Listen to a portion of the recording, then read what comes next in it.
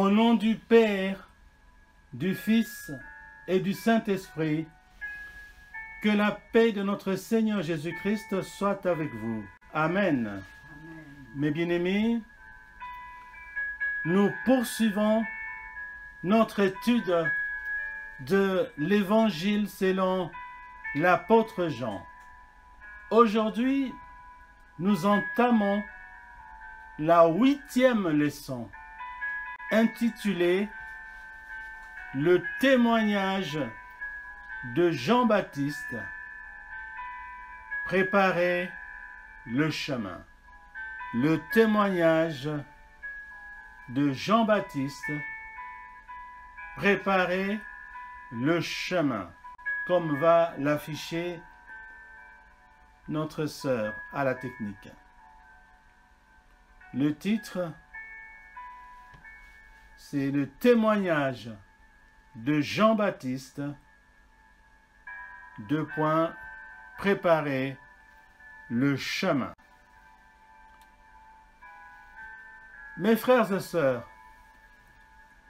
pour approfondir le sujet de notre 8e leçon, nous nous appuierons sur le texte qui est écrit dans l'Évangile de Jean au chapitre 1 et nous lirons les versets 19 à 24. Bien-aimés, je prie celles et ceux qui le peuvent de bien vouloir s'élever pour accueillir la parole de l'Éternel. Merci. Voici la parole de Dieu. Jean chapitre 1, versets 19 à 24. Voici le témoignage de Jean lorsque les Juifs envoyèrent de Jérusalem des sacrificateurs et des Lévites pour lui demander « Toi, qui es-tu » Il déclara et ne le nia point. Il déclara qu'il n'était pas le Christ. Et ils lui demandèrent, « Quoi donc? Es-tu Élie » Et il dit, « Je ne le suis pas. » « Es-tu le prophète » Il répondit, « Non. » Ils lui dirent alors, « Qui es-tu » afin que nous donnions une réponse à ceux qui nous ont envoyés. Que dis-tu de toi-même? Moi, dit-il, je suis la voix de celui qui crie dans le désert, aplanissez le chemin du Seigneur, comme a dit Ésaïe, le prophète. Ceux qui avaient été envoyés étaient des pharisiens. Amen.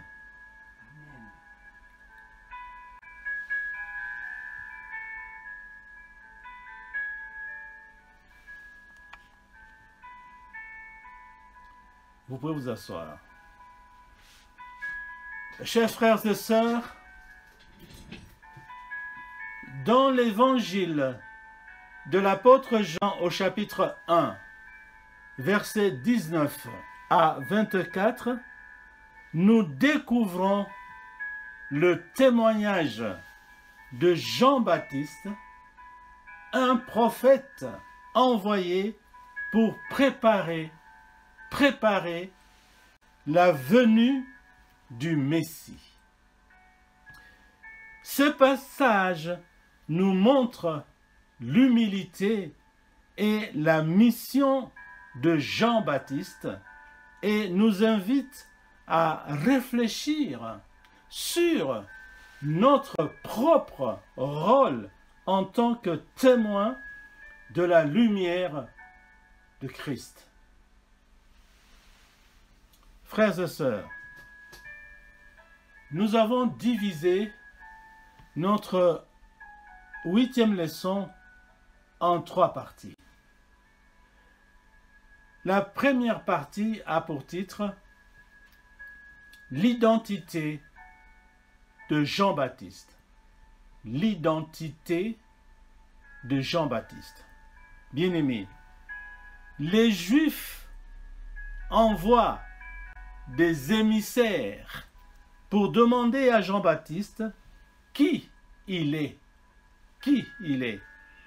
Ils veulent savoir s'il est le Messie. Ils veulent savoir si Jean-Baptiste est le prophète Élie.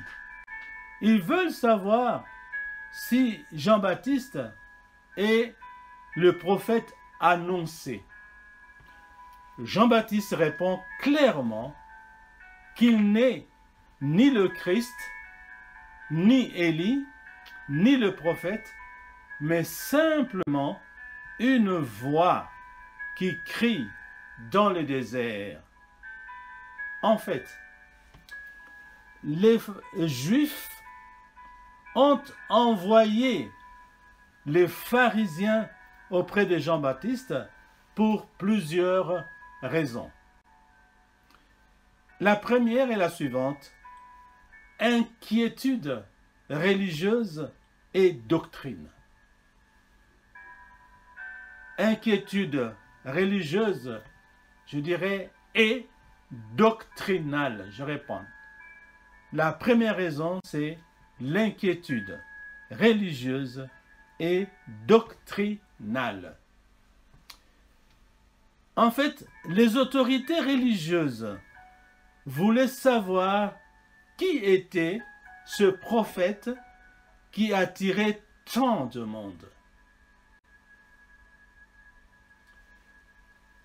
Elles étaient préoccupées par les enseignements de Jean-Baptiste et voulaient s'assurer qu'il n'enseignait rien qui aille à l'encontre de la doctrine juive. Ça, c'est la première raison pour laquelle les Juifs ont envoyé des émissaires auprès de Jean-Baptiste. C'était à cause de l'inquiétude religieuse et doctrinale. La deuxième raison, c'est l'anticipation messianique. Anticipation messianique. Frères et sœurs, à l'époque de Jean-Baptiste, il y avait une forte attente messianique parmi les Juifs. Les prêtres et les Lévites, donc les Juifs, voulaient savoir si Jean-Baptiste prétendait être le Messie, parce qu'ils attendaient le Messie. Ils voulaient aussi savoir si Jean-Baptiste était le prophète Élie qui devait venir, ou un autre prophète par les Écritures. Voilà. Ça, c'est la deuxième raison pour laquelle les Juifs ont envoyé des émissaires auprès de Jean-Baptiste.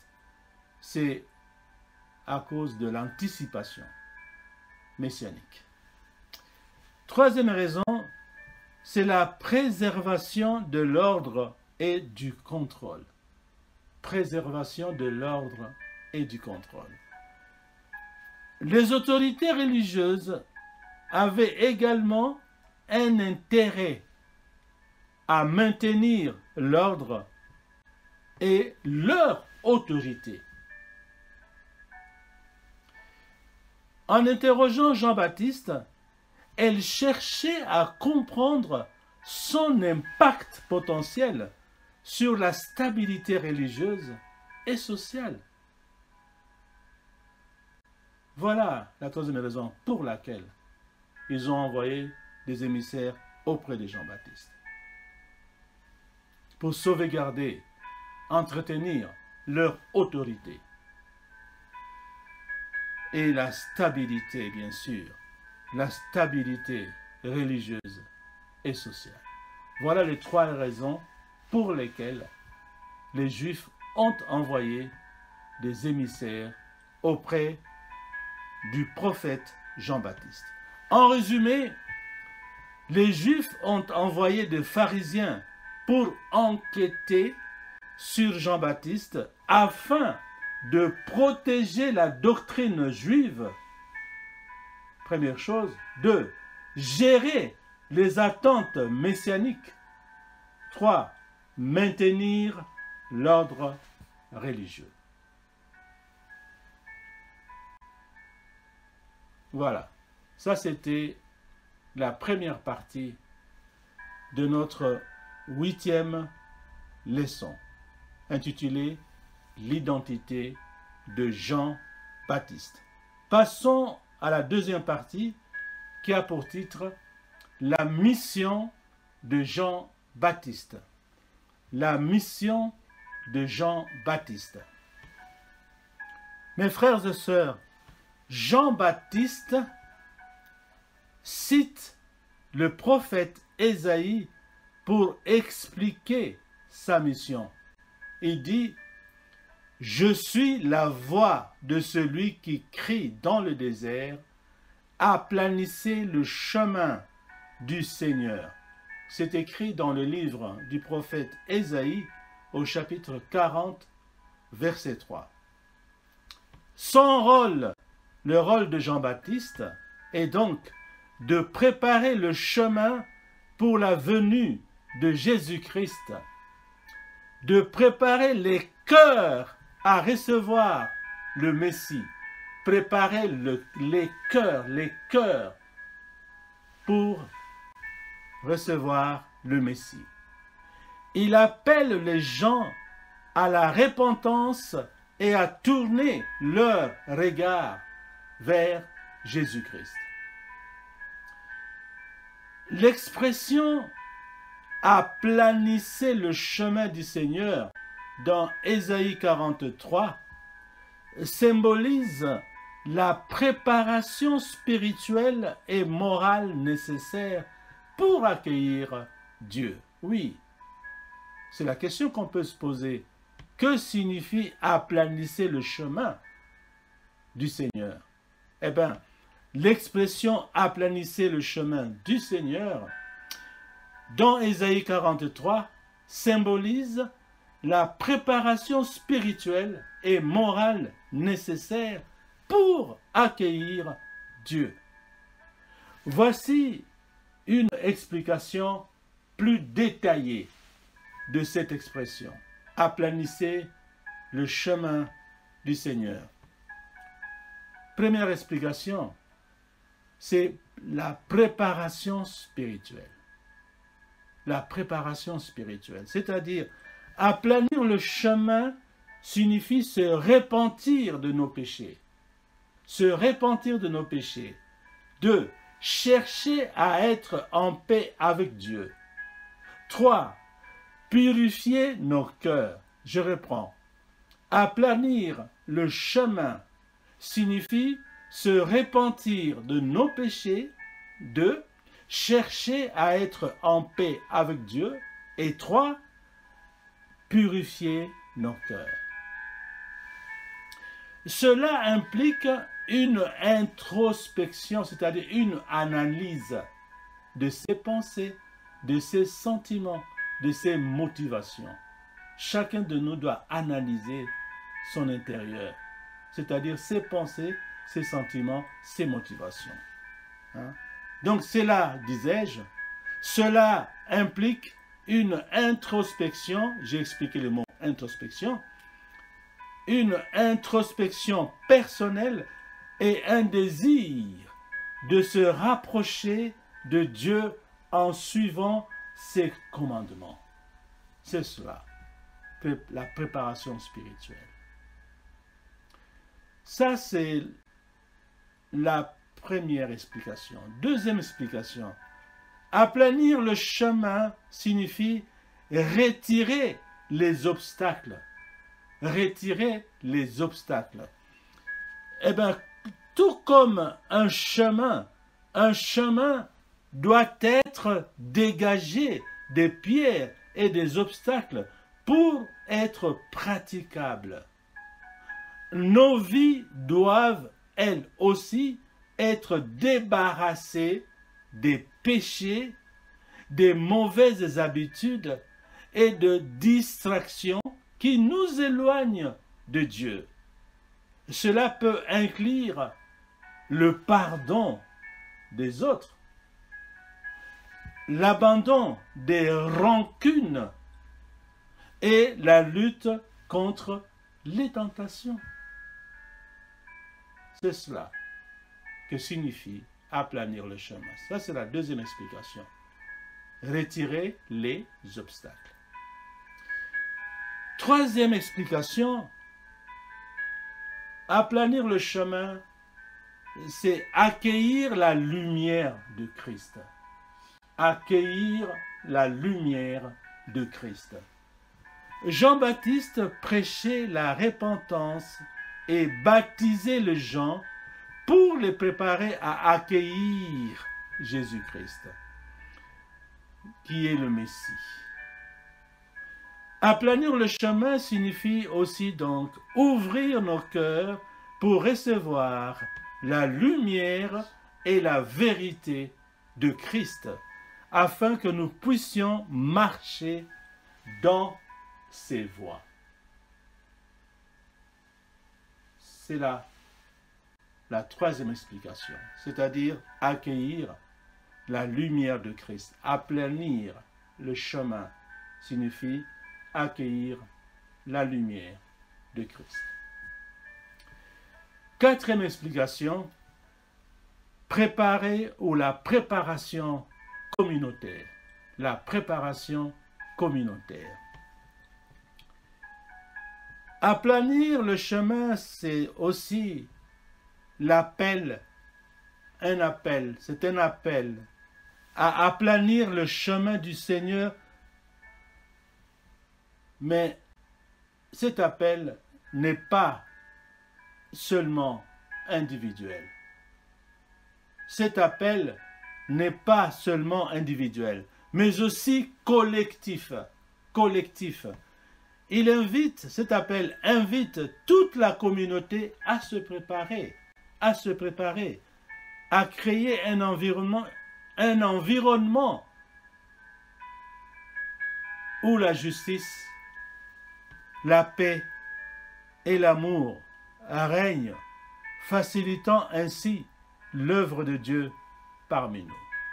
Faites de toutes les nations les disciples de Jésus. Je reprends.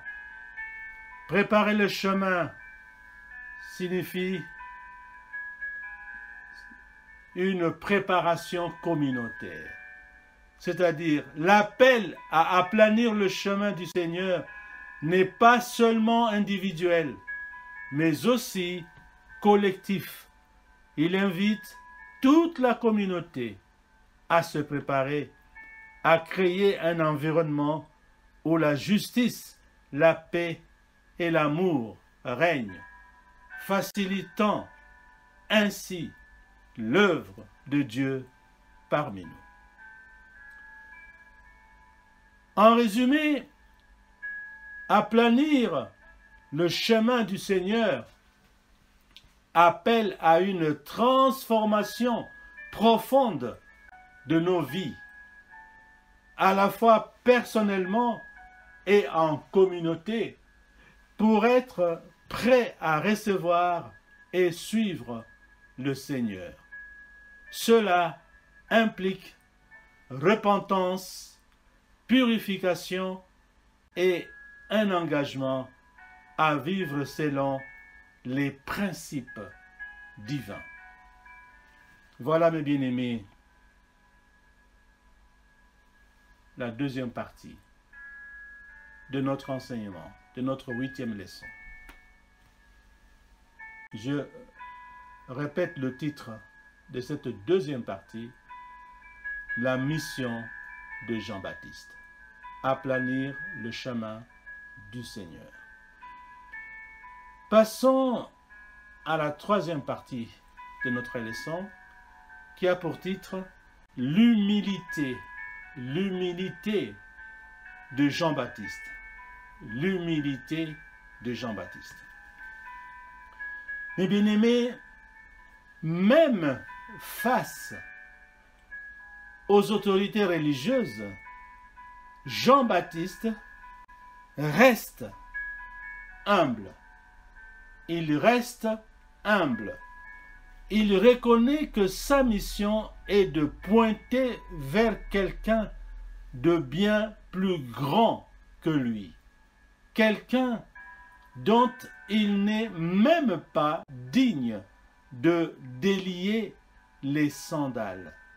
Cette humilité est un exemple pour nous tous.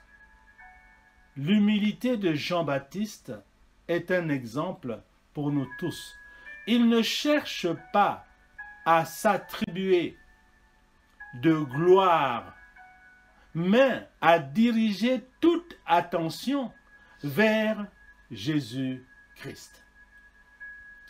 C'est-à-dire que Jean-Baptiste ne cherche pas à s'attribuer de gloire, mais à diriger toute attention, à diriger toute l'attention vers Jésus-Christ. Cela signifie plusieurs choses importantes. Cela signifie plusieurs choses importantes. La première chose importante, c'est l'humilité. L'humilité.